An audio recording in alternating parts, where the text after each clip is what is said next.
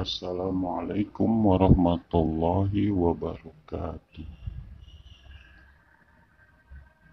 Alhamdulillahirabbil alamin. Wassalatu wassalamu ala asrofil anbiya'i wal mursalin wa ala alihi wa sahbihi ajma'in. Amma ba'du. Saudaraku kaum muslimin yang berbahagia, kita ketemu lagi di channel ini. Kali ini kita akan mereview sebuah video dari channelnya Pendeta Yusuf Madubulu, yang mana seorang penelpon menanyakan pada Pendeta Yusuf Madubulu. Penelpon ini yang bernama Bapak Muhammad Ali Musa ini adalah seorang mu'alaf, bertanya kepada pendeta mengenai isi Bible dan meminta supaya Pendeta Yusuf Madubulu memberikan jawaban berdasarkan yang ada dari kitab Bible itu sendiri dan berdasarkan Yesus Kristus. Tapi apa jawaban dari pendeta mau buluk ini? Hanya memberikan jawaban berdasarkan asumsinya belaka. Mari kita lihat video selengkapnya. Saya mau bertanya kepada Bapak Pendeta Madubulu. Malam. Saya mau bertanya kepada Bapak Pendeta Madubulu dan juga.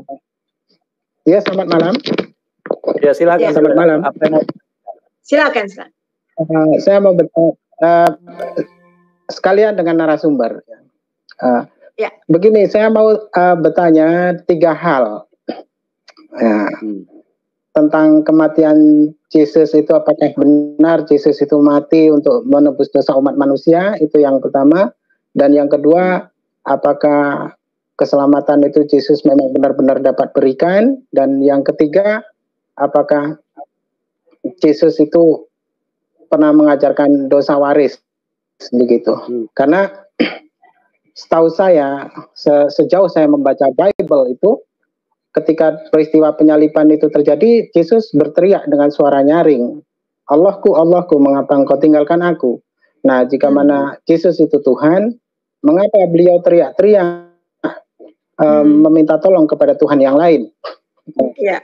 Terus indikasi Yesus itu tidak tersalib menurut Bible itu karena Yesus bisa menghilang, itu yang pertama. Yang kedua juga Yesus bisa merubah wajah, dan Yesus sendiri juga pernah berkata, dia yang mengutus aku tidak akan pernah meninggalkan aku, sebab aku senantiasa berbuat yang berkenan kepadanya. Tapi apa yang terjadi pada orang yang tergantung di kayu salib itu, dia ditinggalkan oleh Tuhannya. Nah, itu yang pertama. Yang kedua, jika mana memang Yesus itu dapat menebus, mati oleh karena menebus dosa umat manusia, tapi di ayat lain dikatakan, jangan halang-halangi anak itu untuk datang kepadaku, karena sesungguhnya merekalah yang mempunyai kerajaan surga. Itu yang kedua. Lalu yang ketiga, jika mana Yesus itu dapat memberikan segala sesuatu apa yang manusia pinta, manusia lain pinta, ini Yesus manusia, ya kan? Nah, ketika seorang ibu mendatanginya untuk memintakan untuk kedua anaknya untuk duduk di sebelah kanan dan sebelah kirinya, Yesus tidak dapat memberikannya. Ketika cawanku memang akan kamu minum, tapi perihal duduk di sebelah kanan dan sebelah kiriku, hanya Allah saja yang dapat memberikannya bagi siapa yang ia kehendakinya. Itu saja, silakan. Ya, jadi gini Pak Muhammad, sebentar ya.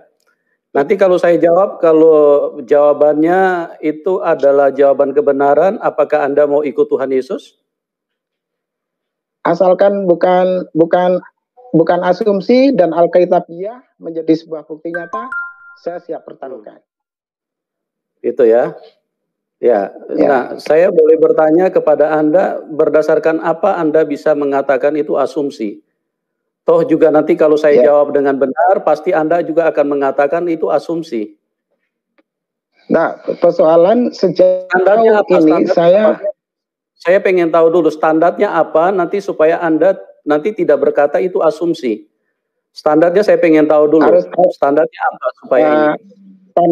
Standarnya adalah Alkitabiah, itu yang pertama. Yang kedua harus otoritasnya, di mana Yesus menjadi tokoh sentral utama, tokoh utamanya, otoritasnya di dalam Bible itu sendiri. Jadi saya ingin perkataan Yesus yang berkata, bukan surat Paulus, bukan mimpi Yohanes, itu bukan. Jadi saya ingin murni dari yang 18% itu menurut sarjana Alkitab, ya, bahwasanya mereka mengatakan dari 100% isi ayat-ayat Bible Perjanjian Baru itu hanya 18% saja yang benar, masih benar perkataan Yesus alaihissalam. Oke, silakan. Ya. Jadi gini Pak Muhammad, jadi saya katakan bahwa sentral daripada Alkitab itu adalah Tuhan Yesus. Dari Kejadian sampai Wahyu adalah Tuhan Yesus, ya.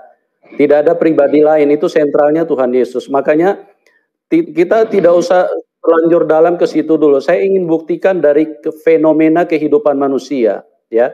Kita sama-sama tahu bahwa kita semua manusia sekarang mempergunakan tahun kalender Tuhan Yesus Kristus. Artinya kehidupan manusia berbicara tentang waktu, itu berbicara tentang Tuhan.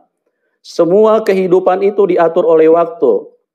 Kita punya usia dalam kandungan diatur oleh waktu, kita punya usia dalam dunia diatur oleh waktu, jam makan kita diatur oleh waktu, jam kerja kita diatur oleh waktu, jam tidur kita diatur oleh waktu, semua undang-undang bicara tentang waktu. Kita mau kawin bicara waktu, kita mau lahir bicara waktu, kita mau mati bicara waktu. Nah, yang perlu Anda perhatikan sebagai bukti yang otentik yang tidak bisa dibantah oleh siapapun, waktu kalender dunia, seluruh negara mengakui dan memakai kalender perhitungan kelahiran daripada Tuhan Yesus. Ya, itulah betul. Satu bukti yang nyata bahwa Tuhan Yesus memegang kendali seluruh kehidupan. Tidak ada pribadi yang lain. Bukan nabi yang memegang kendali, bukan rasul. Jadi Tuhan Yesus itu bukan hanya nabi, bukan hanya rasul, bukan hanya manusia. Tapi dialah Tuhan yang datang untuk menyelamatkan hidup manusia supaya manusia itu bisa pindah ke surga. Ya. Oke, gimana? Bapak mau terima Tuhan Yesus?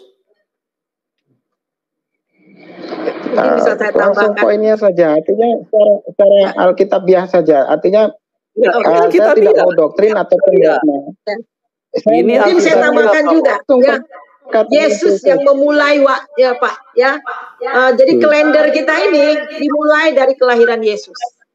Dan satu lagi akan diakhiri oleh Tuhan Yesus. Masalah kalender itu kan dari dia akan diakhiri, ketika dia datang ke dunia.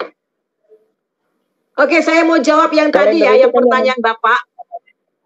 Sebentar Bu, saya mau jawab yang Oke. Oh iya.